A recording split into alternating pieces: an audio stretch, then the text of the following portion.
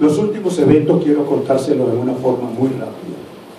A finales de enero, la oposición, los líderes de la oposición, a finales de enero ya se tenían informaciones de que la oposición estaba impulsando acciones violentas, preparándose para realizar acciones violentas en el día 12 de febrero.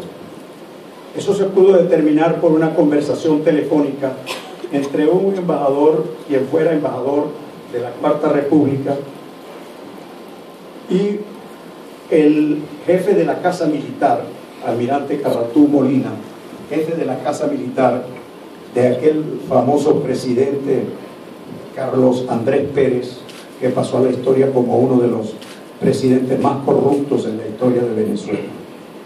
Esa conversación determinó de que se estaban preparando acciones y que ellos aspiraban que fuera similar al 11 de abril del 2002.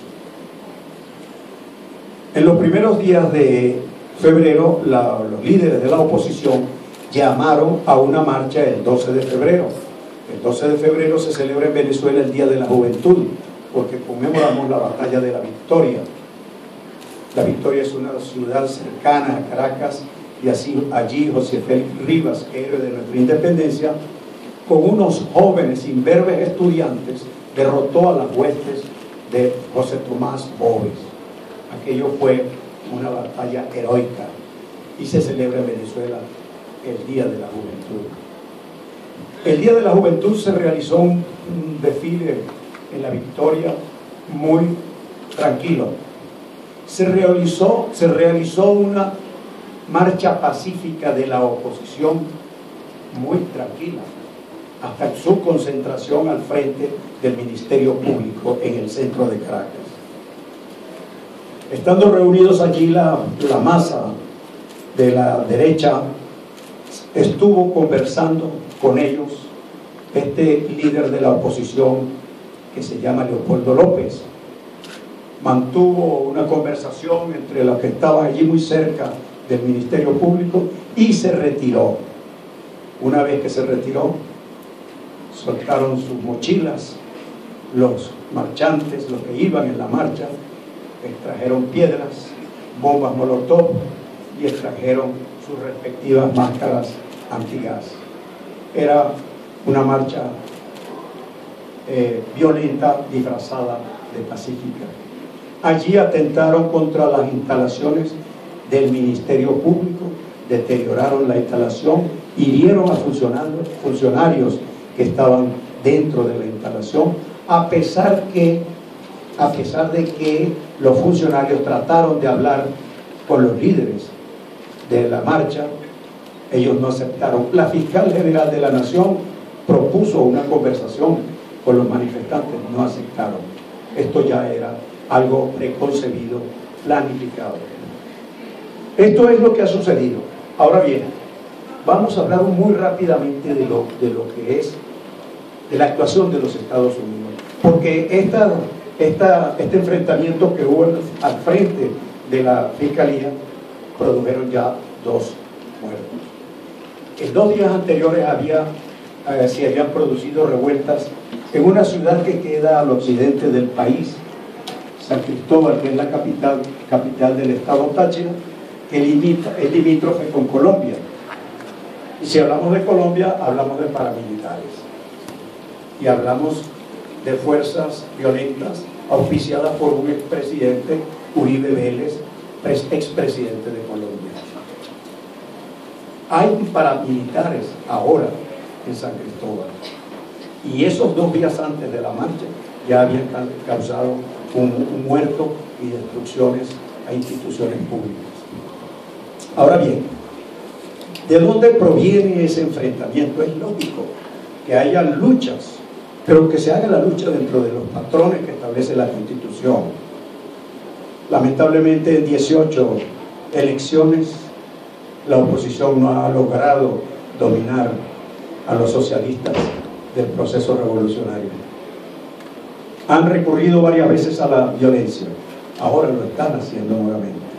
Se están aplicando los mismos patrones de aquello de la Revolución Naranja de los golpes blandos, o guerra de perros también la llaman.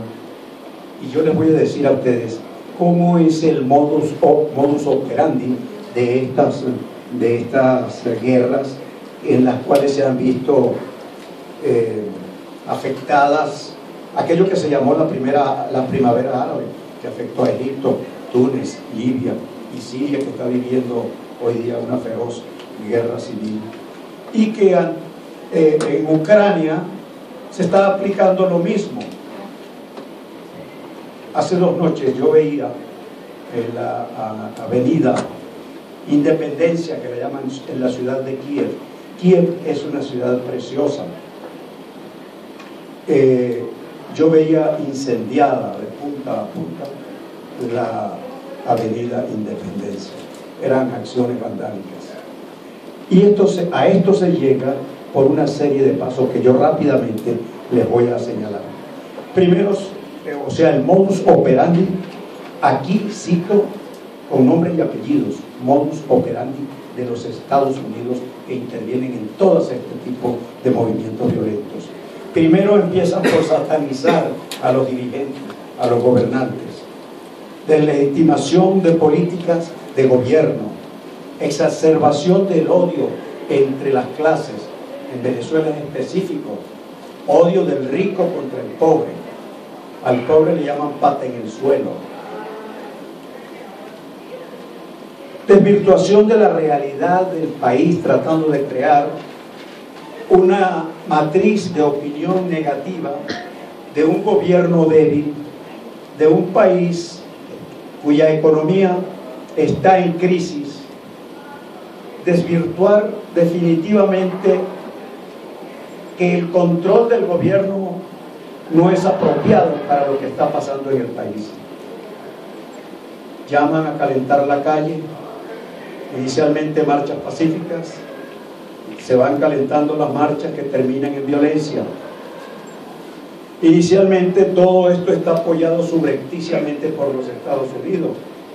Una manera es la financiación de aquellas ONG o aquellos organismos controlados por los Estados Unidos, que algunos han sido expulsados de Venezuela, como la DEA, expulsada también de Bolivia, y otras organizaciones como la USAID, también expulsada de Venezuela. Esas organizaciones financian, pero no solamente financian, asesoran y preparan en la lucha violenta para poner pueblo contra pueblo y terminar en una guerra civil. Pero lo importante y lo interesante de esto es que utilizan los medios diplomáticos para hacer todas estas tareas. Recientemente Venezuela expulsó 3 diplomáticos norteamericanos. Ellos visitaban las universidades aduciendo que iban a proporcionar información para que obtuvieran los estudiantes visas para ir a estudiar a los Estados Unidos. Por debajo de eso lo que había era adoctrinamiento, captación de líderes violentos para usarlos en la represión y en la violencia. La actitud de la oposición ha sido, entonces se presenta apoyando a los Estados Unidos, perdiendo la dignidad, porque han perdido la dignidad esos grupos de derecha. ¿El gobierno cómo ha actuado? El gobierno ha actuado apegado a la Constitución y las leyes. Su actuación, la actuación de las fuerzas de seguridad, se ha realizado en forma moderada. No hay reprensión como en las épocas de la Cuarta República, donde un famoso gobernante que inicialmente en su juventud fue comunista y después, cuando tuvo el poder en la mano en Venezuela, se declaró como es el más furibundo de los derechistas y apoyadores del imperio norteamericano, que fue Rómulo Betancourt. Él decía: disparen y averigüen después. Esa era la política que se utilizaba en la Cuarta República. Si ustedes quieren ver en forma objetiva de la paciencia que han tenido las fuerzas de seguridad en controlar la violencia en Venezuela, puede ver un video donde un estudiante salta por encima de los escudos de protección de las fuerzas de seguridad y traspasa la parte frontal y el techo y va a caer detrás de la línea de las fuerzas de seguridad. Los miembros de esa línea sostuvieron al joven que saltó, y de no haberlo sostenido hubiera dado en el suelo y hubiera terminado fracturado. Lo pararon y lo volvieron a devolver, lo devolvieron donde estaban sus compañeros de lucha. Eso es un video que demuestra claramente la forma como las fuerzas de seguridad han controlado la violencia en Venezuela. El presidente Maduro ha tomado una serie de decisiones muy firmes. En octubre se le dio una ley habilitante para gobernar durante un año con leyes firmes para atender a la inseguridad, para atender la guerra económica que ha sido nefasta, una guerra sustentada en el acaparamiento, en la especulación, donde el desabastecimiento y lógicamente el pueblo, la masa, la gran mayoría siente esa guerra económica, y la actitud de estos violentos y de los líderes de la violencia es tratar de hacer entender a la población venezolana que ese gobierno no tiene la capacidad para dirigir el país. Pero eso no termina allí en las violencias callejeras y el enfrentamiento entre pueblo y pueblo. No, después viene la intervención de las Fuerzas Armadas. Y una vez que entra la intervención de las Fuerzas Armadas, a un golpe de Estado, Estados Unidos apoya con armas a un grupo opositor de un gobierno que es progresista. Eso es lo que buscan los Estados Unidos, porque aducen que ellos aducen que hay que intervenir para proteger a la población del pueblo que están invadiendo, porque esa es una invasión mediante este modus operandi. Creo que iba a citar algo, discúlpeme, la ronquera me tiene un poco mal. Voy a leer lo que dijo Obama en la reunión de los tres líderes del TLC. Obama dice: quiero hablar sobre la situación en Venezuela y en Ucrania y la violencia inaceptable que se está dando en esos dos países que Estados Unidos condena firmemente. En Venezuela, en lugar de tratar de desviar la atención de sus propias carencias, expulsando con falsas acusaciones a diplomáticos estadounidenses, el gobierno debería concentrarse en sus esfuerzos en atender los reclamos legítimos del pueblo venezolano. Junto con la Organización de Estados Americanos, y esto pueden ustedes ver que involucra a la Organización de Estados Americanos en la política exterior de Estados Unidos, y Estados Unidos es un miembro más de la Organización de Estados Americanos. Entonces, sin embargo, él dice: junto con la Organización de Estados Americanos hacemos un llamado al gobierno venezolano para que libere a los manifestantes que han sido detenidos y que entablen un diálogo verdadero, que todas las partes tienen que trabajar conjuntamente, abstenerse de la violencia y restaurar la tranquilidad. Esta es una injerencia fehaciente en los asuntos de un pueblo soberano, soberanísimo, como es el pueblo de Venezuela. Entonces, aquí está la respuesta de Venezuela. El gobierno de la República Bolivariana de Venezuela repudia tajantemente las declaraciones emitidas el día miércoles 19 de febrero por el presidente de los Estados Unidos, Barack Obama, en la medida en que constituyen una nueva y grosera injerencia en los asuntos internos de nuestro país, con el agravante de usar como base información falsa y aseveraciones sin fundamento.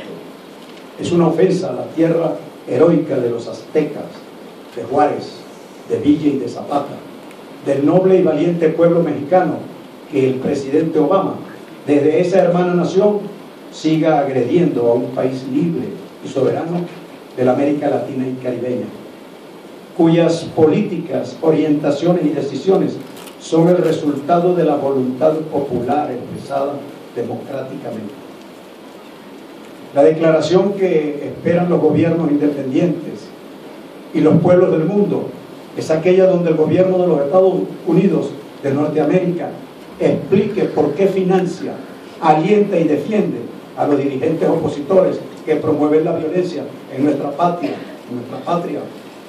y aclare con qué derecho el subsecretario adjunto Alex Lee transmitió un mensaje de su gobierno donde se intenta condicionar y amenazar al Estado venezolano con su decisión de poner dura. Sin embargo, él no estaba dispuesto a presentarse ante la justicia.